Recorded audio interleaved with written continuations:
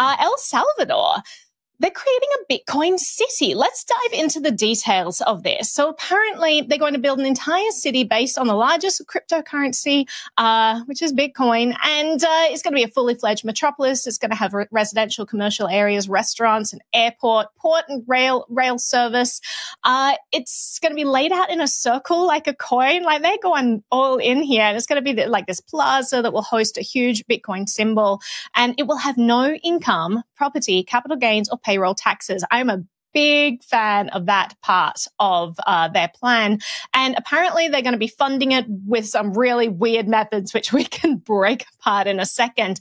But one thing to mention is it's going to be right next to this volcano, which is basically going to be providing the geothermal energy to power the entire city, which again is kind of interesting. So it's like on the one hand, very interesting situation. Then we dive into how they're funding it, which is interesting. But I want to throw to the group for your take to start off with. Jen, what's your take, like just a broad view on all of this?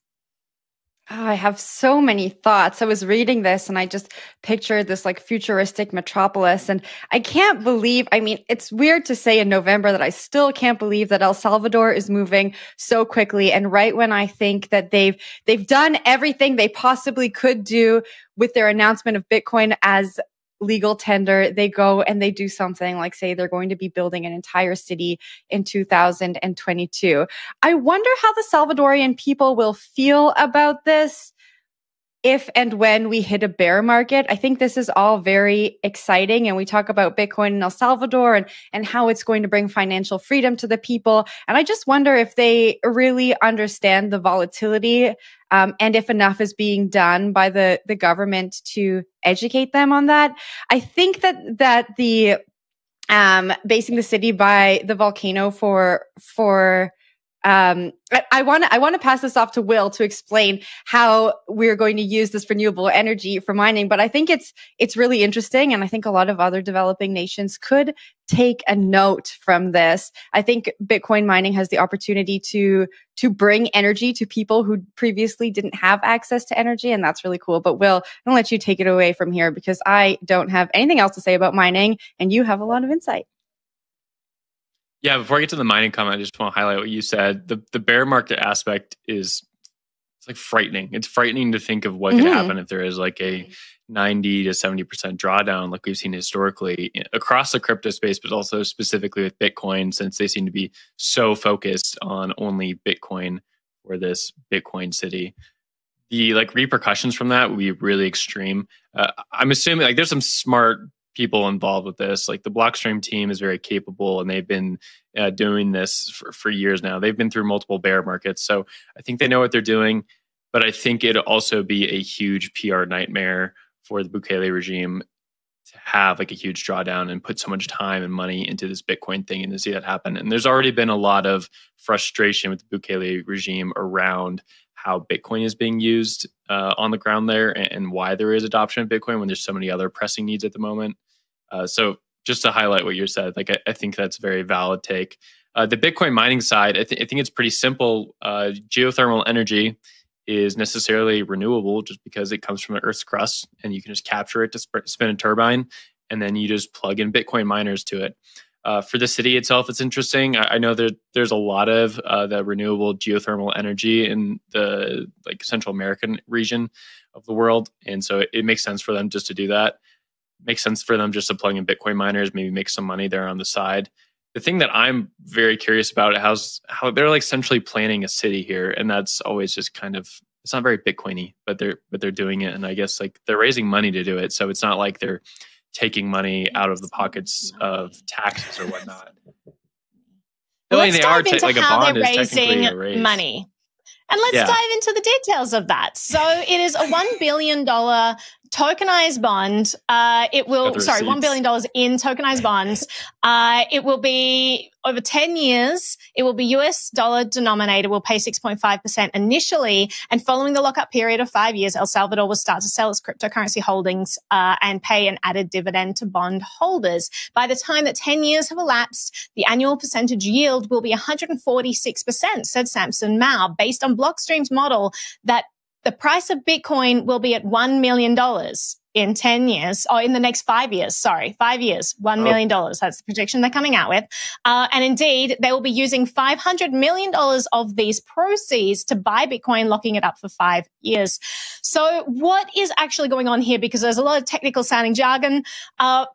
Basically, you would lend Bukele money so that he can go and trade Bitcoin, but he's only going to trade half of it, and he's going to pay you back, and it's backed by the full faith of the El Salvadorian government that you would be giving them money and trusting them with your money and getting paid back with amazing yields based on a $1 million price prediction for Bitcoin. I don't see anything wrong with this plan at all. Good. So, me neither, Naomi. I mean, when you put it like that, it makes sense. Let's dig into this. He's literally they're presuming that Bitcoin is going to go up an astronomical amount, right? And they're saying, but trust us with your money, a government, dictatorship, by the way, that has seized control and kicked out all opponents and put our own people in place. Let's trust us with your money instead of investing that money straight in Bitcoin. I mean, I don't know who is going to go for this. I would scratch my head if they are going to go for this. This seems like a very high risk proposition, because you're also relying on the high risk proposition of, Bitcoin future price predictions. But on top of that, you add having to trust the El Salvadorian government on top of that. It's definitely not something that I will be buying into. Not investment advice. Do your own research, but it does seem strange to me. Will, what's your take on their money raising adventure? You laid it out pretty clearly there. I think another interesting point I saw online, of course, was that we have Bitcoiners like lending to a government, and that is like the antithesis of Bitcoin, right? So like we're giving money to a regime which does have a track record of not protecting human rights, and we're allowing them to build Bitcoin cities and things like that cater to a very specific audience. And there's a lot of people in El Salvador who I don't think are going to look at this extremely favorably. So I have a lot of questions. It just seems like there's seems like the bad way to roll this all out. It doesn't seem great. It seems like the story is kind of compounding and getting a little bit worse. And hopefully I'm wrong. Hopefully it all works out. I mean, governments issue bonds all the time. And if the math makes sense and they can figure it out, that's good. But at the same time, El Salvador is kind of in a weird state. They have issues with the IMF and other central banks around the world who are not wanting to lend them money now because of this Bitcoin thing. It seems they're almost like compounding it, doubling down on that bet, almost like a leveraged trader who's kind of sunken in too deep and trying to get a little bit farther ahead. Yeah. Meanwhile, if like Elon Musk was like, hey, I'm putting out a bond for my future Mars colony and we're going to build a city, and it's not going to be run by government, but we'll have like code and decentralized autonomous organizations. Like I can see that potentially happening. I probably invest in that. It sounds a lot more interesting than a dictatorial regime that doesn't like any opposition and has with great threats, kicks people out in parliament, etc. So it's an interesting situation. Meanwhile, love what they've laid out in terms of the no tax and geothermal energy. I think that's super cool. Just be careful with your investments, people.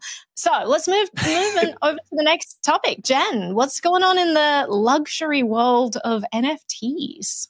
Before we head on over to luxury and NFTs, I want to say I love that every opportunity we have to bring up Elon Musk, that we take it. I just really appreciate it, in this half an hour every day. Who picks it up? Who picks it up? I don't feel like I pick it up that much. I think it's like a Naomi thing and a Jen thing. It's me. Government rants and why are you against why Elon Musk is gonna build our future Mars colony.